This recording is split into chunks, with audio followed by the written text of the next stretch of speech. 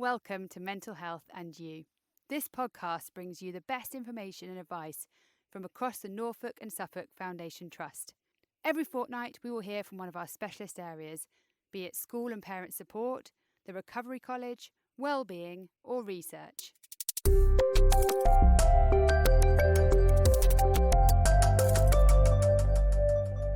Hello and welcome to the Psychology in Schools Team podcast. Today we're talking together about how we can support our children if they're struggling with wanting to go to or attending school.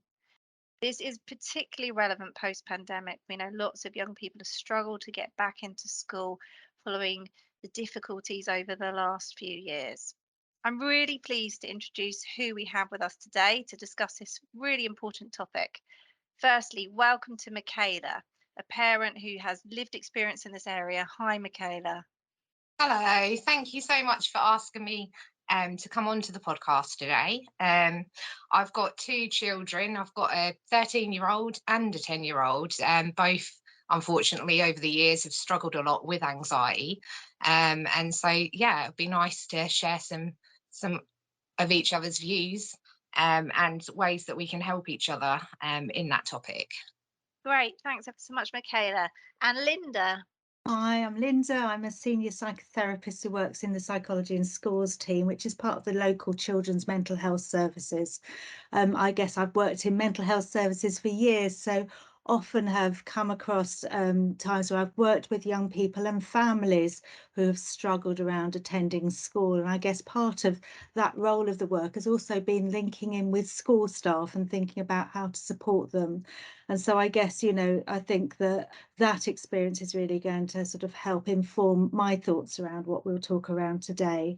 And I think we've got Satya here as well, Dr. Abraham. Oh, hello. Good afternoon, and thanks for having me. I'm Satya Abraham. I'm a consultant child and adolescent psychiatrist, and I work for the NSFT in the CAMS team at West Suffolk, and have been a doctor for 20 years and working in the specialist area for the last 10 years. I work with different professions, with parents and young people, with mental difficulties, mental health difficulties, and school refusal is one of the things that I come across when they are at the severe end. So it'll be good to discuss about what has been helpful and what may be helpful. Wonderful. Well, thank you again for all being here today for this conversation. And throughout the podcast, we may well mention some resources and signpost families so that they can get additional information, because we know we can't cover everything in this 40 minutes. I think it's really important to acknowledge at the beginning of this podcast just how stressful it can be as a parent or a carer when your child is not happy to attend school, and how consuming it can become, not just for the young person who's stressed about going to school and the parents, but also the whole family. I know this personally because in the last year, my youngest son, who's just turned 10, so he was 9 at the time, has really struggled with wanting to go to school. So I've had to kind of go through the process of experiencing what I've talked with so many families in my work over the years. And so my son wasn't going to sleep at night. He was coming home from school exceptionally distressed. And it was really affecting the weekends, Sunday afternoons, and actually just beginning to really disengage with life outside of school, as well as kind of struggling in school. And as a parent, I work full time. I'm a single parent, and I was so torn between this feeling of being really worried about how unhappy he was and wanting him to be obviously meet his potential at school and thrive, but also just like, I need him to go to school. I need to not have this battle every morning. I need to not have this added layer of kind of distress in the evenings at home. So it was really having an impact on me as a parent. So just to be clear, in this podcast, I will talk not just as a professional, but also as a parent. So Michaela, I was just thinking about your experience, and if there's any things that you can share about some of the difficulties you might have faced with your boys. Yeah, definitely. Well, very similar to you, really. Bedtime in our household at one stage was awful. We had one child that would repeatedly have nightmares. He started sleepwalking, sort of calling out in the night, getting up in the middle of the night and then having to try and resettle him just because of his anxiety levels were through the roof. My younger son, it would be very much of, he'd bottle it all up when he come home from school, and you'd sort of say, how was your day? And the response you'd get, fine, fine. And then it would sort of get to bedtime, and as you're about to say good night, it would literally well up, and you'd have tears. I would have, oh, my heart's beating too fast, I've got tummy ache, I feel like I'm going to be sick. Literally everything that you could possibly think of, right at the time when you think, great, I'm going to go downstairs, have a cup of tea, watch something that I want to watch on the TV and relax for the evening. But no, you've got all these triggers running around, and you're trying to calm. Well, at one point I was trying to calm one child down, then the other one would be setting off at the same time. And yeah, it can get really on top of you, actually. I also experienced with my youngest son, especially before school time, full-blown panic attacks, where he couldn't breathe.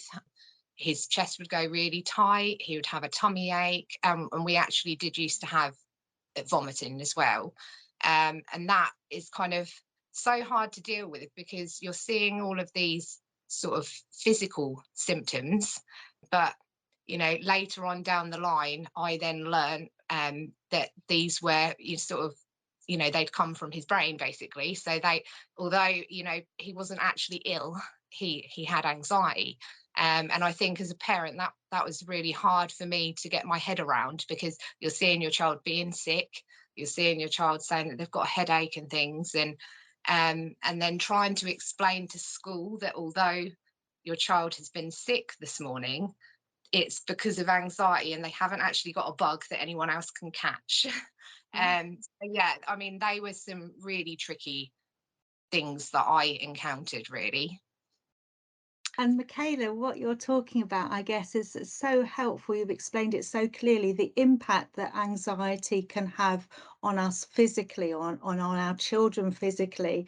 And sometimes it can be really unclear as parents, also school staff, trying to work out initially what's going on with a young person when they're clearly experiencing physical symptoms, but it's knowing what's the cause of those physical symptoms.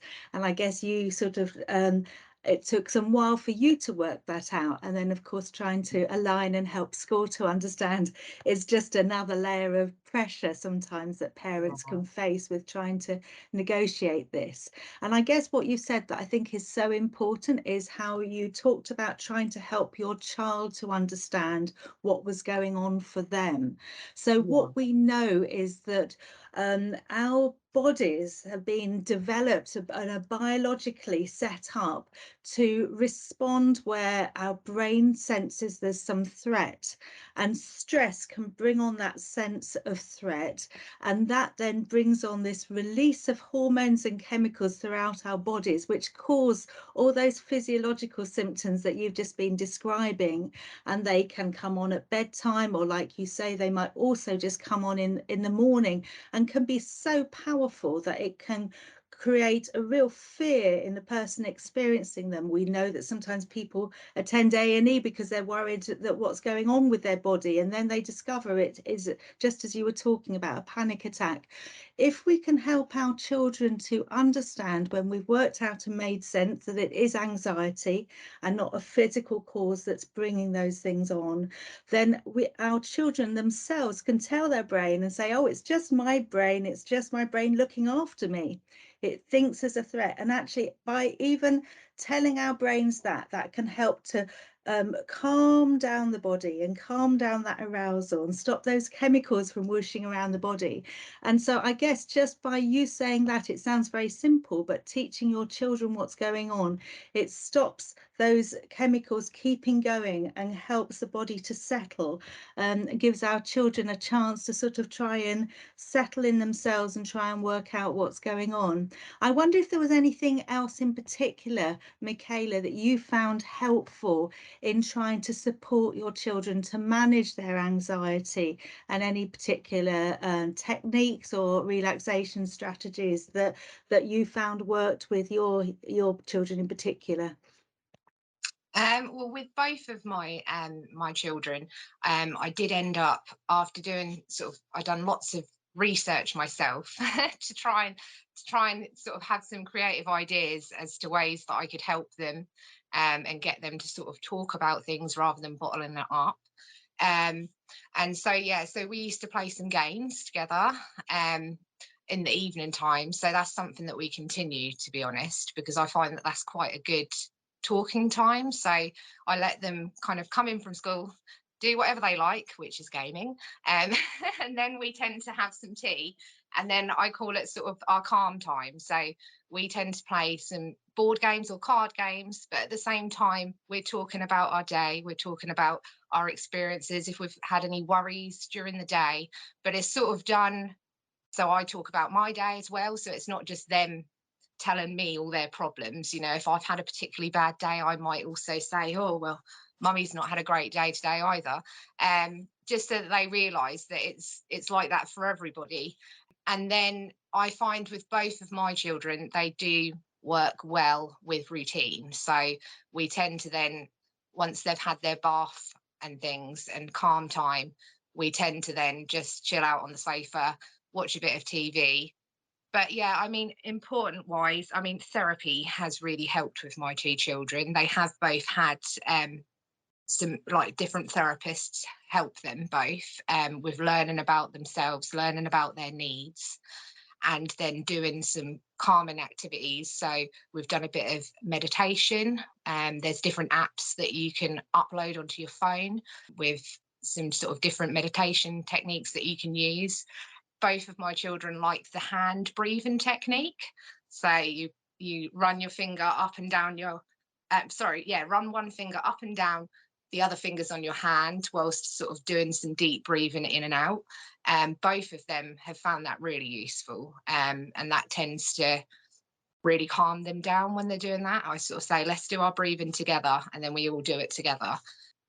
And sorry, I'm just racking my brains now, all the different Well, things that we've Michaela, done. while you're just thinking about that, I'm just thinking, wow, so you're talking about that you helped support your children to learn some strategies to help manage that calm down time, to help manage that anxiety when it's at high levels, and settle the body and mind back down.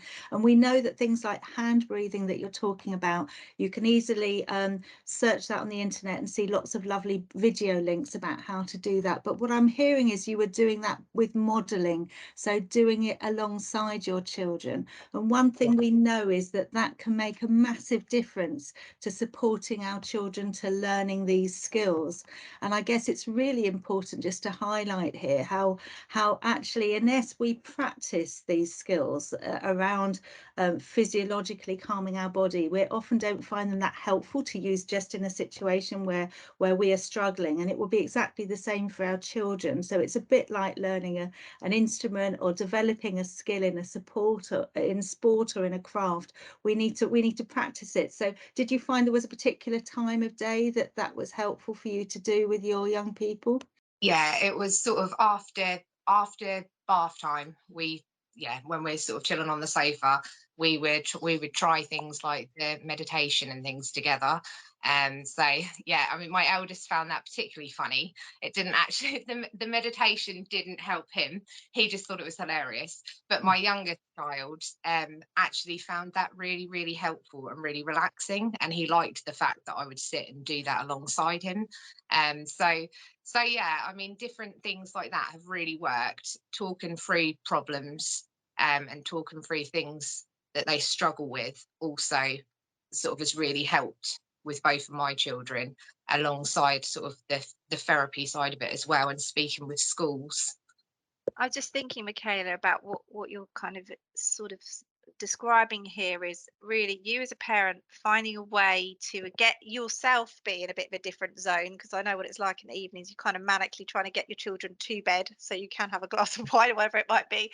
But what you're able to do is often, it sounds like, kind of set aside the challenges of the day and create this kind of safe space where actually it's the focus is on really supporting your children, being curious about what's going on for them from their perspective. And I'm just thinking about that in relation to my son, in terms of he was really emotional, was really angry. he was even punching himself in the face because he was so upset, Right. and it was really difficult to work out why. I didn't know straight away it was linked to school. So I think sometimes our children's behaviour or the challenges that we might be seeing, it's not necessarily obvious exactly why they might be behaving like that. And it was really that I just thought, I know what I need to do because I tell everyone else to do this. I need to just spend a bit of time with him every night in his bedroom, playing, like you said, a kind of game with him, and just create a space that I can be curious about what's going on. And then with that curiosity, unpack it a little bit to understanding where are the exact pinch points, because I think it started off with, I hate school, I hate everything about school. And then I think we were able to, once he was in a kind of more calmer mindset, explore what it was about school that he was struggling with so much. Was it a particular point in the day, a particular member of staff, a particular interaction with some friends? Was it to do with the subject? Was it to do with him feeling like he was struggling to learn and contribute? And I think that safe time that you've described was actually the most helpful thing to do, because from there we could then think about potential solutions.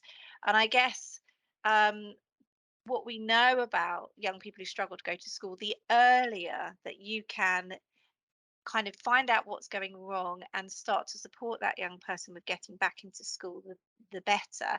And I was wondering, Sathia, what your thoughts were really in your experience of, how do we help parents when they're seeing some of these challenges, um, respond and get that support from themselves and from school early. I'm sure you and Cams have seen the other side of that, where young people have for some time not been attending school. Yeah, I completely agree with you because sometimes we jump into conclusions very quickly. But the trick is to actually slow down, to stand back and seek help. Because there can be several factors that may have gradually seeped in and contributing towards this over a period of time. And in camps we tend to think it as, it could be child factors, so there could be things like they may be recovering from a physical illness or a change in routine after school holidays, especially, or having fear of exams or failure. So that can be very overwhelming for them, and they struggle to express it, and sometimes it comes out in the form of a behavior. Sometimes there can be a little bit more to it, like there might be an underlying learning problems or having sensory difficulties, and they may be feeling very overwhelmed in the school environment, which might need a little bit more teasing out. And sometimes, so that's the child factors that we would call. Sometimes it's family factors. So it could be, the child may be a young carer, whereby there are other problems, or somebody being very unwell, having to take care of them, or worried about separating from the parent. And the parent may be worried about the child, so it can be vice versa. Or there may be a parental illness. So the child may be genuinely, especially for a COVID time, we know there were some parents who were really not well, and children were frightened of bringing COVID back to their parents. And sometimes it's about, parents being very overprotective of children because they want the best, but sometimes by trying to be overprotective, they send the message then which makes a child anxious as well. And sometimes there might be other factors like changes in the family, like separation or divorce or other problems that may be contributory to child having difficulty to go to school. So those are the family factors, and then there are lots of other factors as well. But then the school factors. So sometimes, in terms of, the child may have moved to a new school, or there might be friendship issues, bullying, or academic pressures, or they may not like certain subjects. So that may be contributory. But sometimes it's also community factors, such as, the school is not able to provide certain level of support for the child, or lack of school, mental health resources, or school psychology team, a lack of opportunities, or poor, support in general, or even traffic block. Can you imagine, if 3 or 4 children, they are in different schools, and, if you're a single parent and you're working, you have to take the first child to one school, come off the traffic, go to the, how stressful that can be. So then there are community factors as well that may be contributory to it. I mean, more and more recently, I'm also noticing, sometimes transgender issues and the school, the children not, equipped to deal with that, or struggling to express themselves and worried about how they may be perceived as. There can also be physical problems that may be contributory, such as hypermobility difficulties, which often goes very undetected. So they may have difficulty in holding pen, or they may have difficulty to take part in PE. So just by recognizing, because children may just complain of joint pains, and they may be struggling. So just by paying attention to those little things can, for example, in hypermobility, they may benefit from having a typing, having a laptop, or a device, or maybe wearing trainers to school rather than the usual school uniform type of shoes, which may hurt them. So sometimes teenagers, especially girls, when they have periods, that can be a difficult time. So those are there's so many things that I think, that you can pick up as a parent to, and then take and seek further help. I think that's so valuable. I know there's a lot there, and I'm sure that for people listening in, there might be certain things, ideas that you might be thinking, oh, could something that's going on be linked to that for my child? And I guess the beauty of trying being a bit like a detective, a kind of curious detective rather than a cross detective, is that you can often, if you can find out what are some of the key problems, then you can move towards problem solving, and then collaborating with the school and the professionals that can support that young person to ensure that they get the support that is required. Or it might just be, for example, an issue around periods, for example, for girls. It's maybe just having that discussion around some heightened worries about what happens if, and then as a parent you can kind of work out an action plan of, well, if that happens, this is what you can do, and we can touch base with your head of year and make sure that they're happy with that.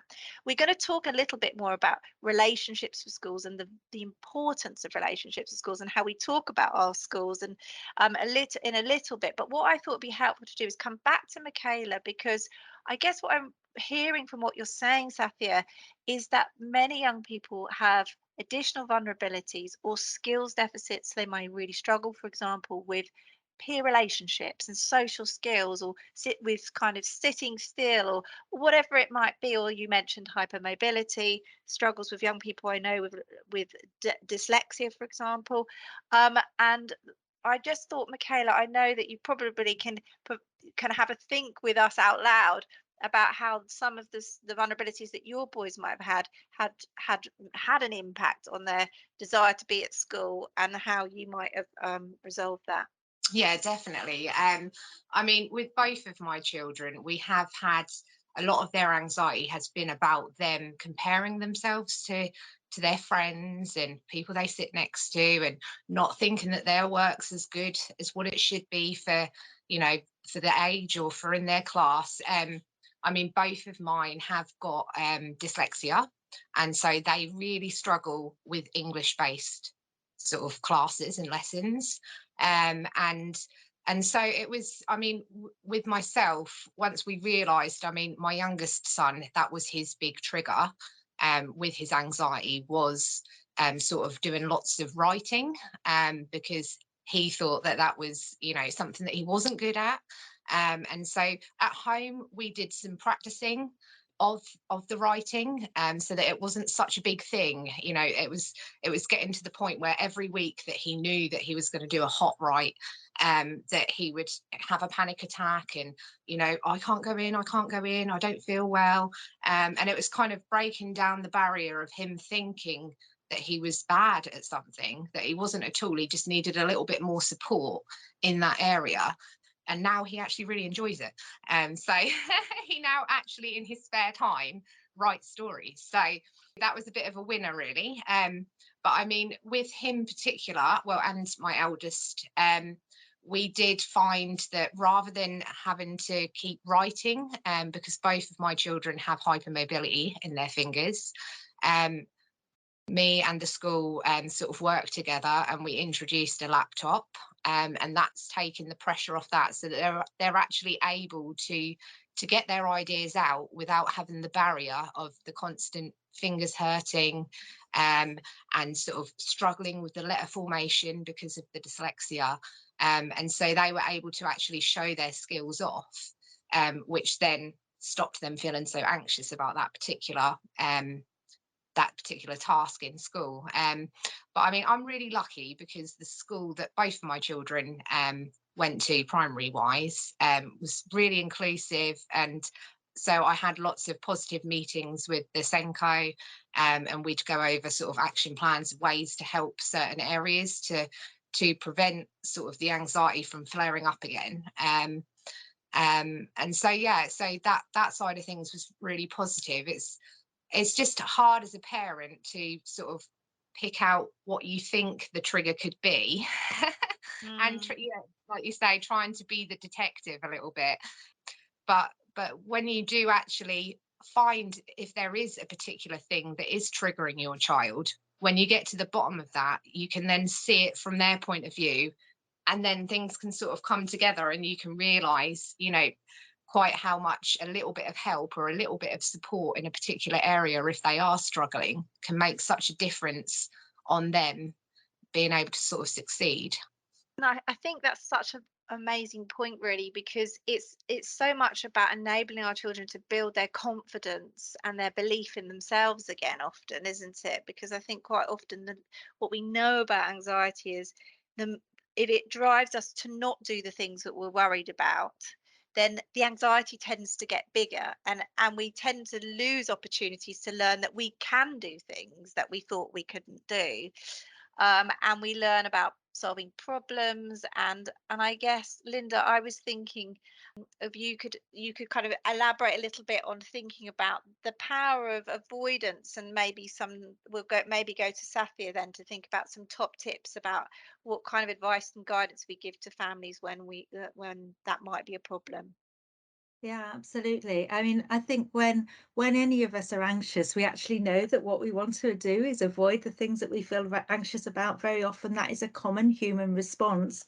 But what we know is that if people repeatedly avoid the things that they feel anxious about, that actually increases that anxiety. It keeps it going, and it often makes it worse, because as Beth was saying, you don't actually have opportunities to put yourself in a situation to see that you can cope, even though you're anxious.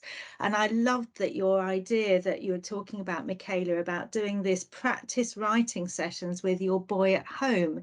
And what you were doing is recognizing, as you said, once you'd identified the anxiety was around things like this hot write that we were doing in class, then actually having a chance to do it in a more manageable environment, a little bit at a time, and gradually build up those skills has actually got him to a point which is amazing, where he's actually choosing to do creative writing in his own time. I mean, that's just wonderful to hear.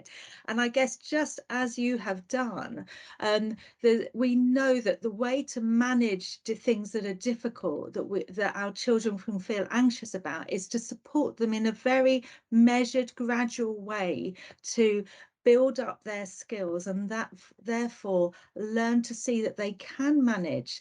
And I think what can be tricky sometimes with schools and children not getting into school is where schools are imagining that children need to just go in and maybe go in a few part-time days and then get back in full-time. And of course, we know for many children, they need a much more graded approach to be able to build up their confidence that they can manage manage things that are difficult. We actually know that learning that you can manage things that are difficult is really important for all of us. It's important for our self-esteem, our confidence, our self-worth, and it enables us to make the most of life and try all sorts of different opportunities.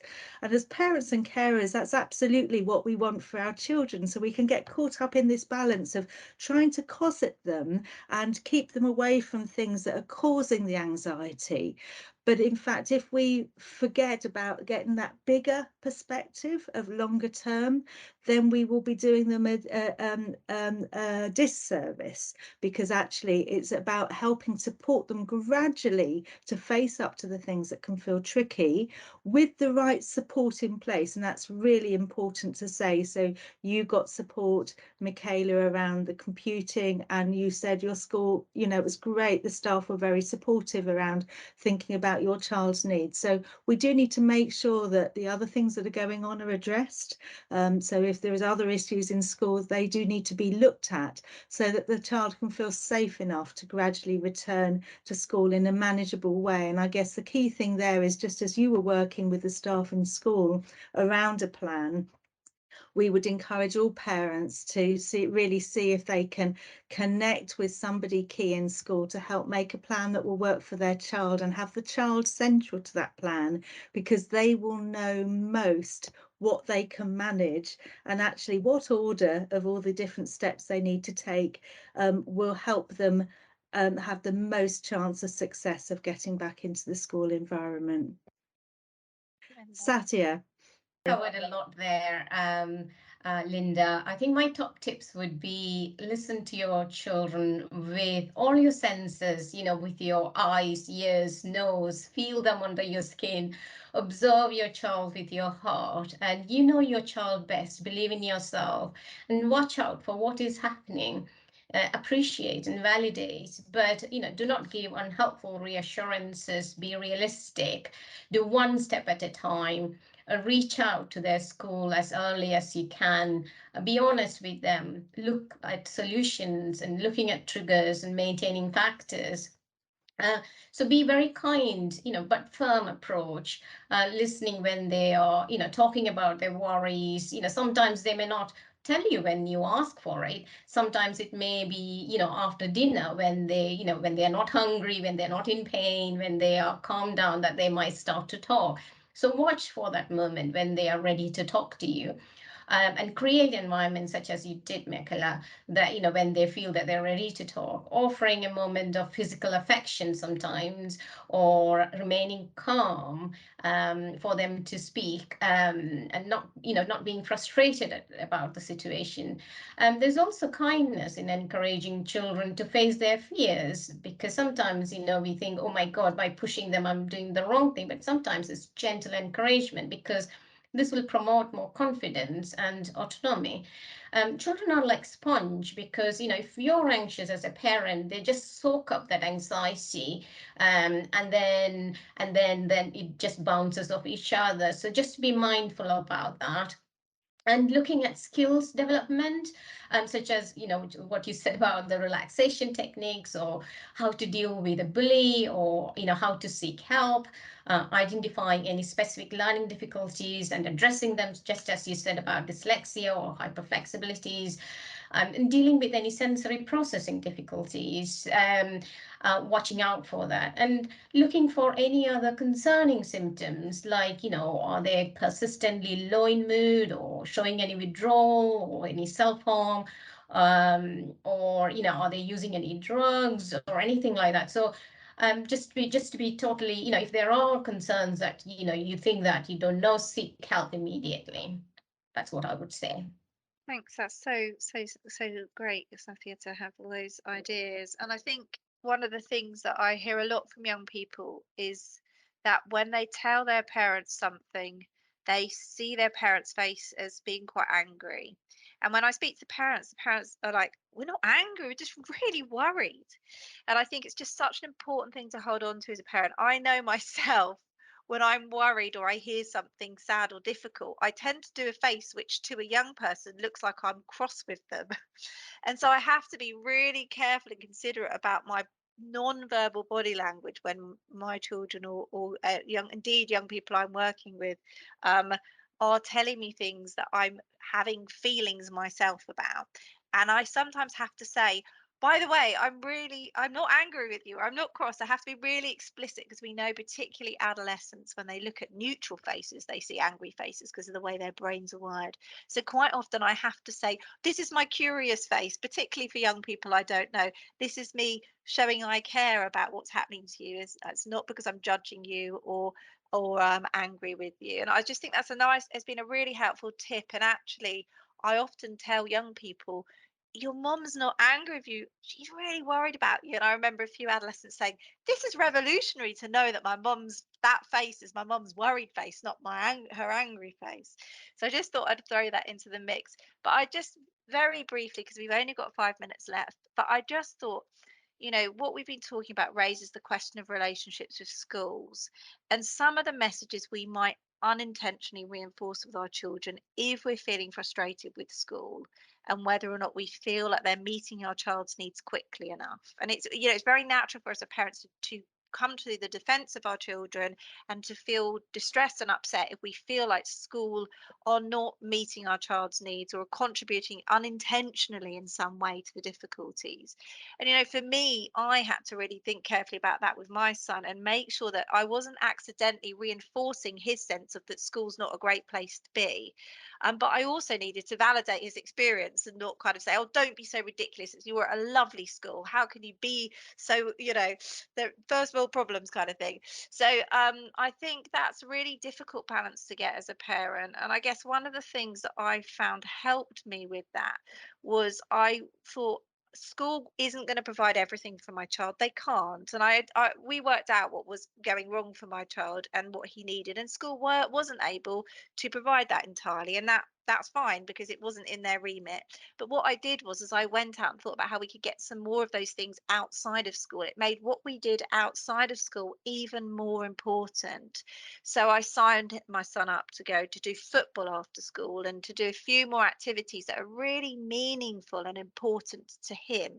And actually, that was the single best thing I did to help him re-engage with life and times at school, by giving him something that he was looking forward to in the week at the end of the school day, um, rather than just gaming, because it's really easy when our kids just come home and they want to game indefinitely. Sometimes as a parent, when you're busy, you can leave them to it. And he was doing a lot of that. So I tried to bring in stuff that was important and meaningful to him outside of school.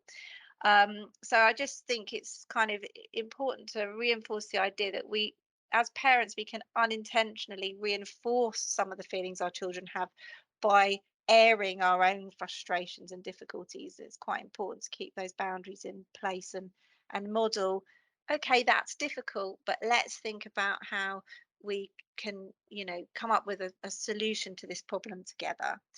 And I guess I wondered if sometimes as adults or parents or carers or situations when our children are not going to school, there are other things, we call them secondary gain in our kind of profession, where young people might unintentionally be getting some additional benefits, so they get more time with you at home. Or I don't know if Safia or Linda, very quickly, because we've literally got 90 seconds, what might be some examples of things that our children might get which we consider to be secondary gain from not being at school? I think the big one is the example that you've given, where as a parent, if you're at home and your child's at home, that can actually feel really nice, can't it? Having extra time with our child.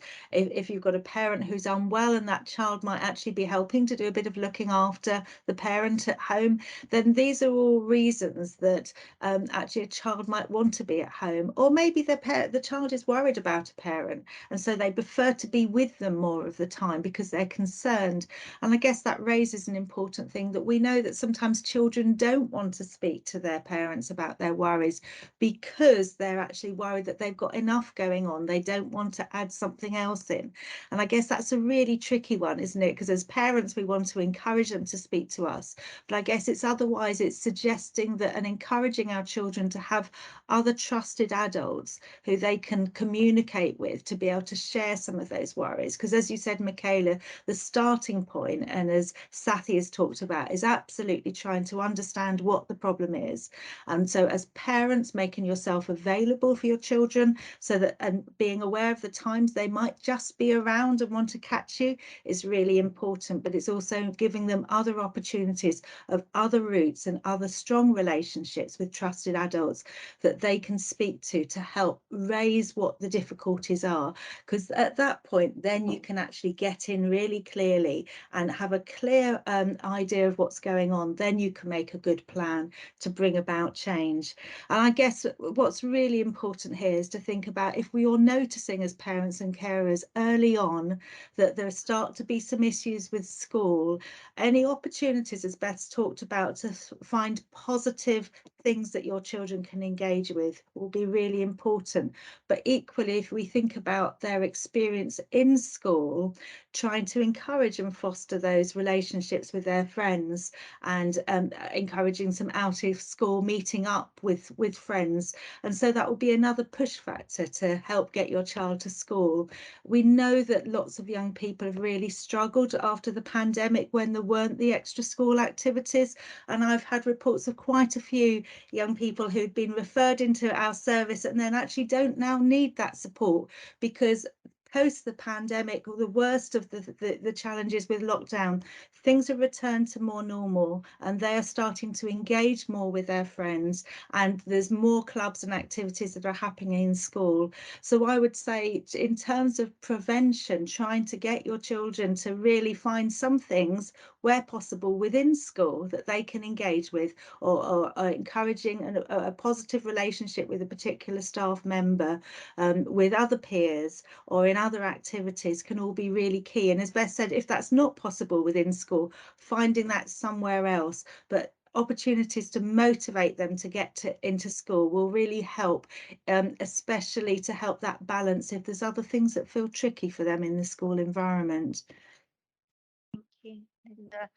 And I guess we need to draw this podcast to a close. We could talk forever. We do have some parent workshops that we run on Eventbrite. So if you look on Eventbrite for the Psychology in Schools team, you'll see all of our workshops, and they're all recorded and on YouTube as well. So if you look under NSFT YouTube channel, you will be able to find them.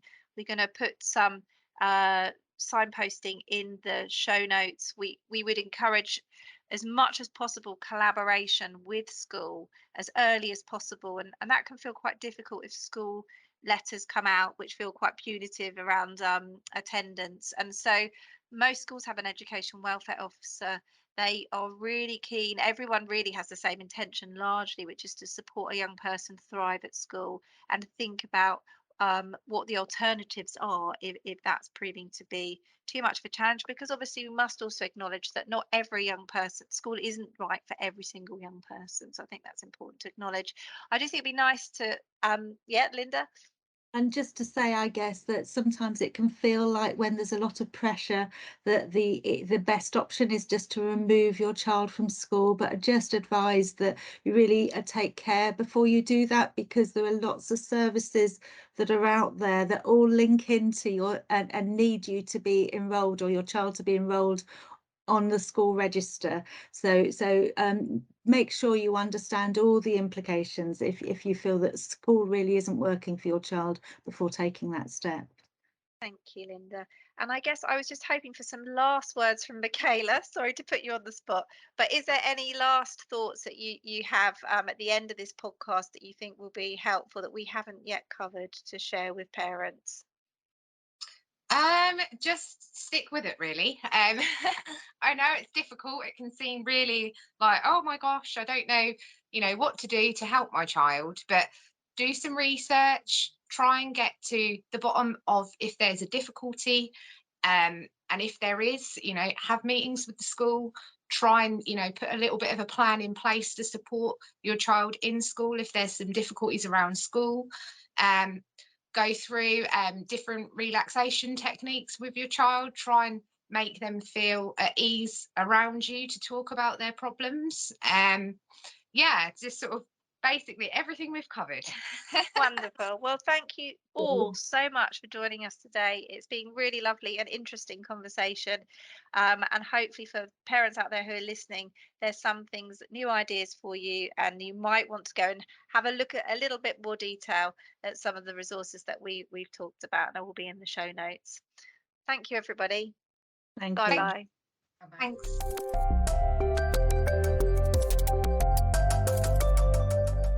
Thanks for listening. Please do subscribe. It's free and means the podcast will automatically download every fortnight. Do rate and review Mental Health and You, and follow our social media accounts. They're all in the show notes. And more than anything, look after yourself.